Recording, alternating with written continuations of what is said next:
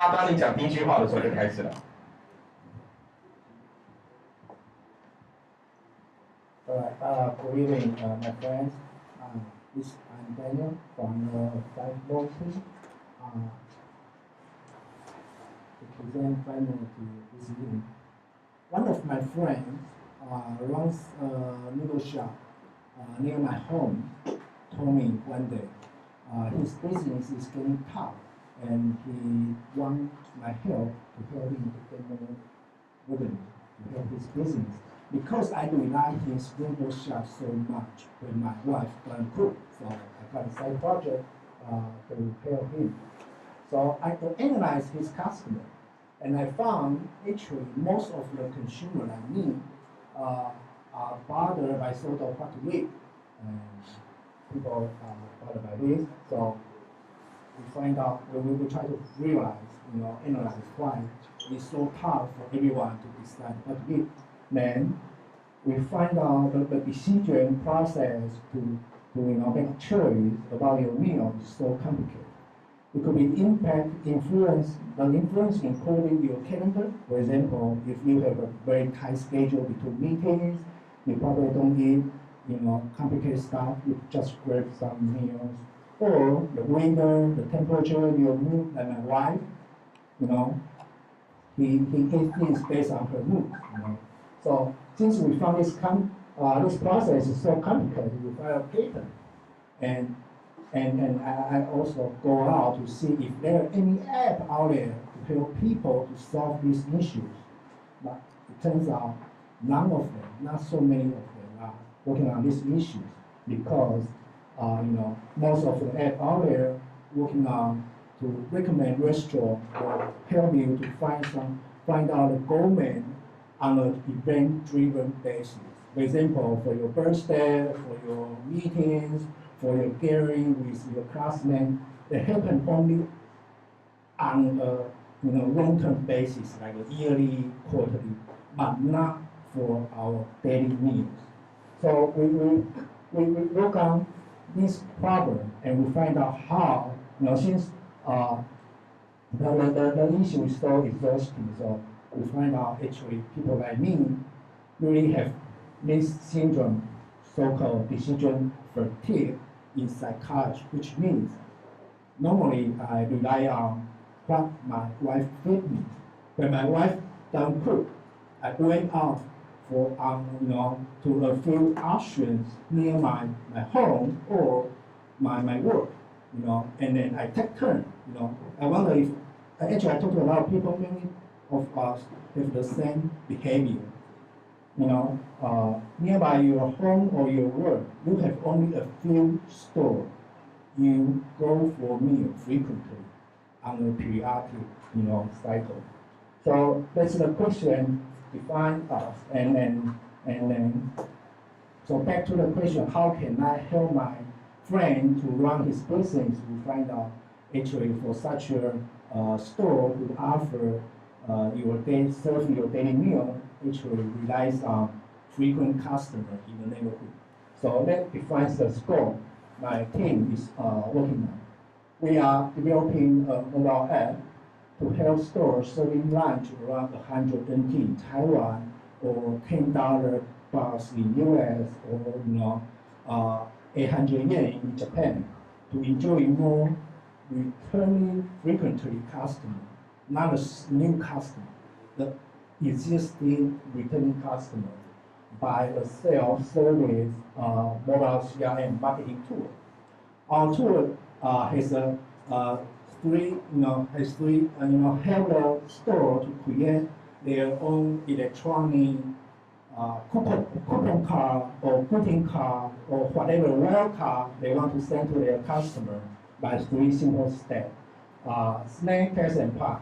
With a patent pending UI by 5 cards a set, we were able to, in the cloud, provide intelligent card combination, based on our lunch storming model that I just introduced to you, to perform location-based smart distribution to each individual consumers.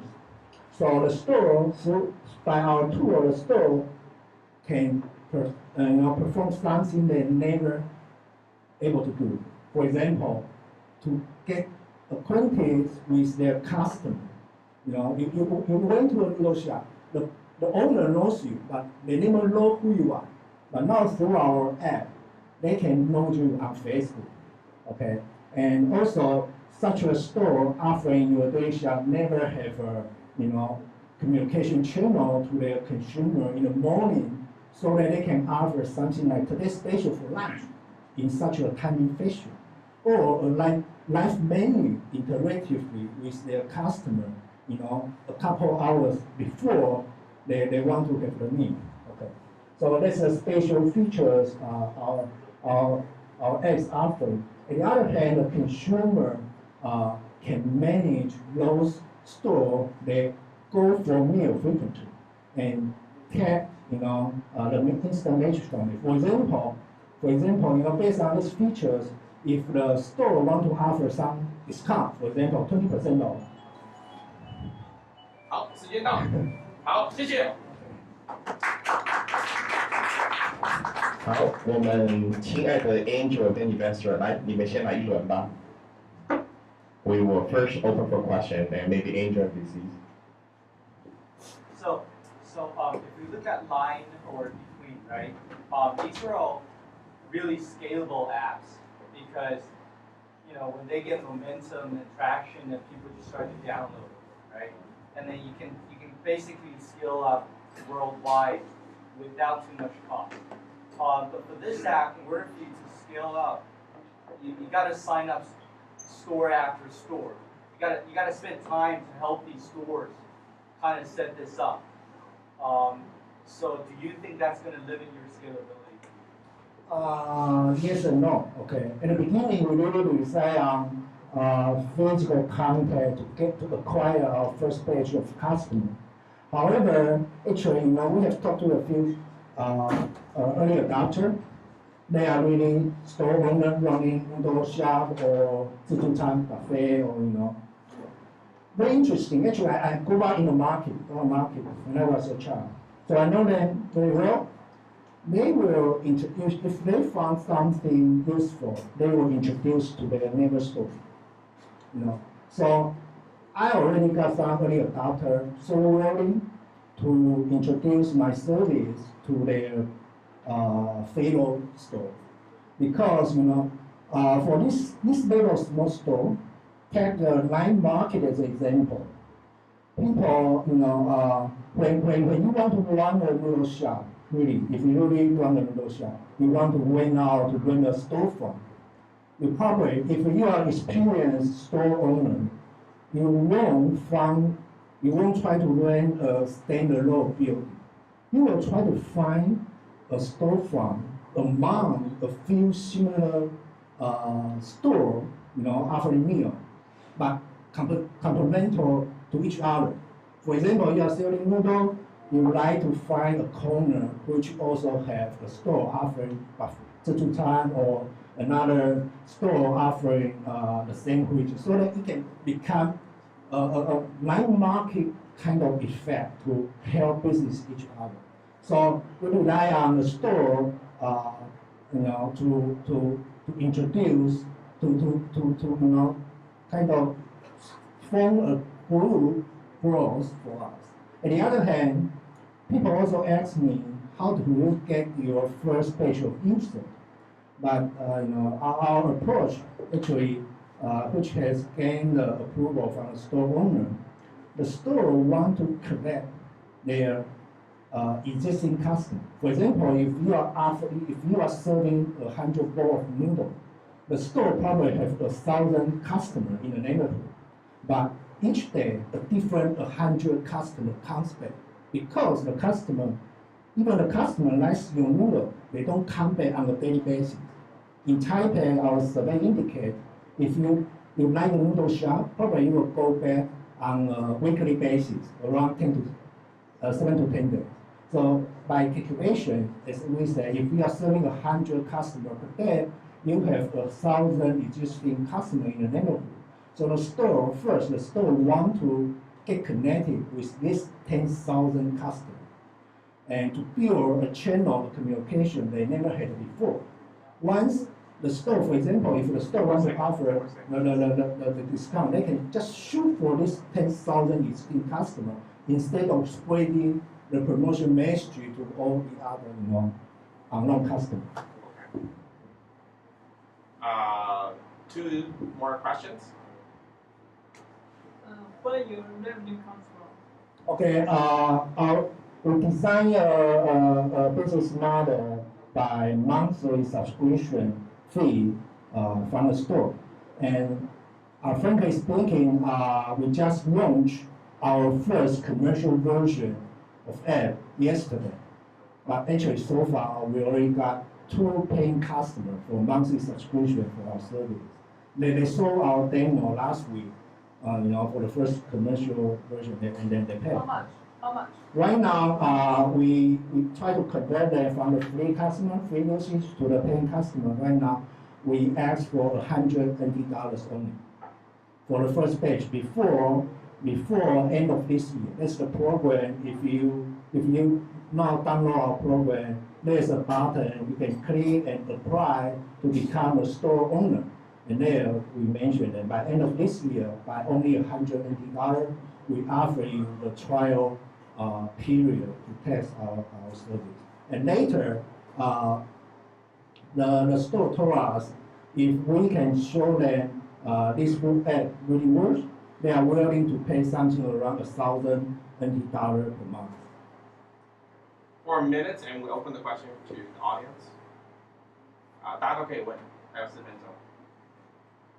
So in terms of because you mentioned about long-term interaction with long-term customers between stores and their long-term customers, right? I think for a lot of these stores, their sales are limited because their sales are very spiky, right? People come in for breakfast, lunch, and dinner.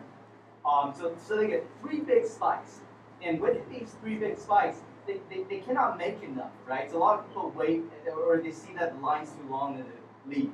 So I think one way to help them really make more money is to let them know, to be able to predict the sales, right? So like if you order the night before your breakfast first, we'll give you a 5% discount or something, right? So the store would then know what to do the next morning, and they can prepare a lot of things, a lot of stuff in advance. And then for a lot of people, I can just pre-order the night before, go into the store, grab my breakfast, and leave. Do you think That's right. Actually, the pre-order function, the pre-order feature is one of the things the store told us. Very interesting. When I launched this app back in August, it was a very simple MVP version. Store can just post, and the consumer can just browse. And I showed this to my kids and to another store owner. They told me, "Hey, your app sucks. So lame, You can't do this, you can't do that. You can just post, and the other can just browse. I don't know who has browsed my photo. I don't know. I want to share this to my friend if I see a good things, the noodle soup I eat, I eat on a daily basis. I want to introduce to my colleague. So you got to have some forwarding function, something like that. So I said, "Sir, say it again." I take notes. They complain. You don't have this, you don't have that. So I'm going to do this, and pre-order is one of the features they told me, and it's now in our part of roadmap. So I think you can increase their sales that way. You can allow them to make more revenue that way. that's right. And through this process, 90秒。we also heard a lot of hidden pain from the store, like in this level. Delivery, yeah, you already predict this. Their operation hours is in a peak basis. So pre-order help them to smoothen the traffic, make them to avoid waste of ingredient material, and also help them and also help them to plan for the delivery power. So it won't be out of stock. That's right. Okay. One more question for 1 minute. So it sounds that you need a lot of communication with the store owner, right? So the question is, do you need a lot of communication with store owners? Then the next question is, so you need a lot of service team. You need to build a service team to serve with this. And the second question is, do you need a big service team to serve the customer? Because there are lots of different kind of store owners. You mean a sales team or a service team? In my opinion, service team is kind of sales team in this case. Yeah. To our store customer, the app is so easy. Just like what they do on Facebook every day. You shoot photo, you post a few wording, and then send it out. That's it. That's what the stores do. But you need people to let the store owner know this app, right? At the beginning, as I said, 5 the first page, yes. And later, they will, we will try to do it by virus marketing. Okay, thank you, Daniel. Okay. Thank you.